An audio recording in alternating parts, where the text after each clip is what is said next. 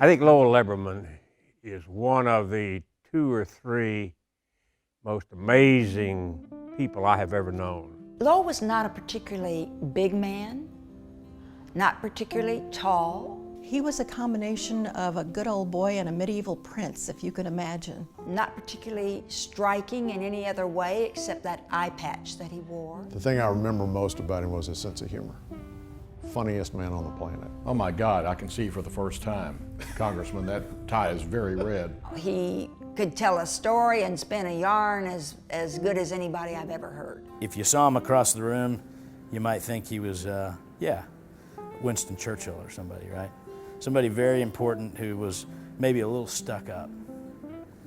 And then you talked to him and you realized almost the reverse. Maybe the first day, I think, that I was working for him, the day started about 5:30 in the morning. Lowell said, why don't you read the paper? I thought that was kind of an odd request, so I sat down and started reading the paper. And about 30 seconds went by and he said, what are you doing? I said, I'm reading the paper. He said, how about aloud?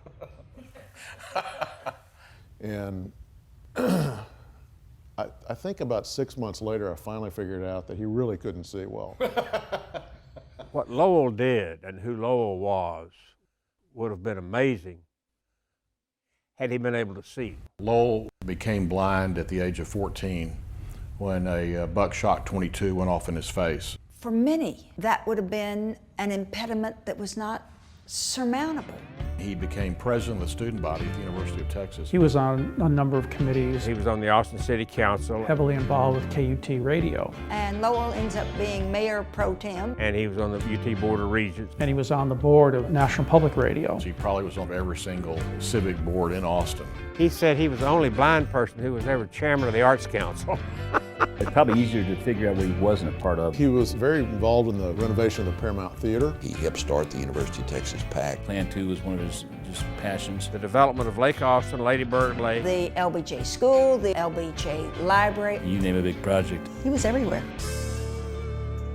I always wondered, how do you do all these different things? Well, you hear a lot about when you lose one sense, other senses compensate. He had an appreciation for detail. The way he could listen and pick things up was uncanny. He had a sixth sense about the color of your clothes, the color of your eyes, the color of your hair, what kind of tie you had on. Which was very disarming and added a mystique and an intrigue. He was a terrific conversationalist and a great listener. People were drawn to him. And he'd remember people that he'd spoken on the phone to one time. And so he had a great way of kind of stitching people together. Lowell was kind of a walking forum. His mannerisms of flipping up the eye patch was a pretty standard one. My God, it's the first thing I've seen in 25 years. Ooh. This guy, he fills the room. Whenever I walked into, say, the dining room at the Headliners, if there was a lot of laughter and activity and energy, I knew that was Lowell.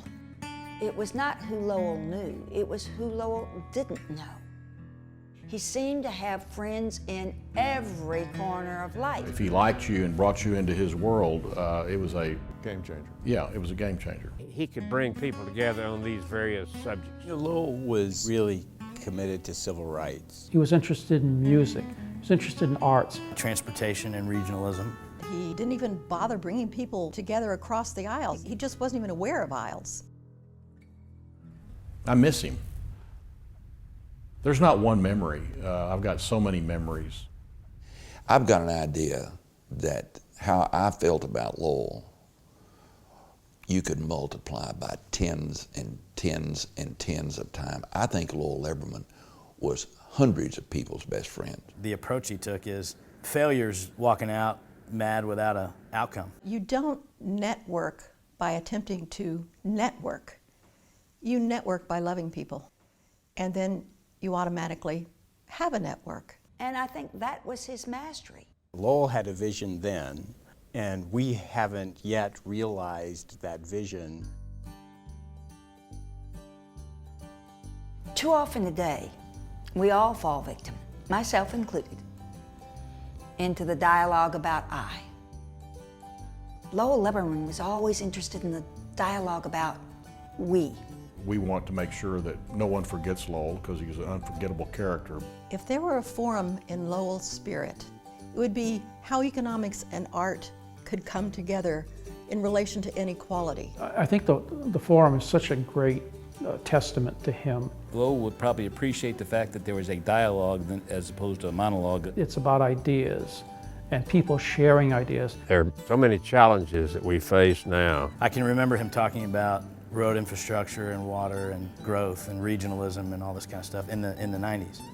People today think that those things are too challenging, too big, you know, we're too far behind. He never approached it that way.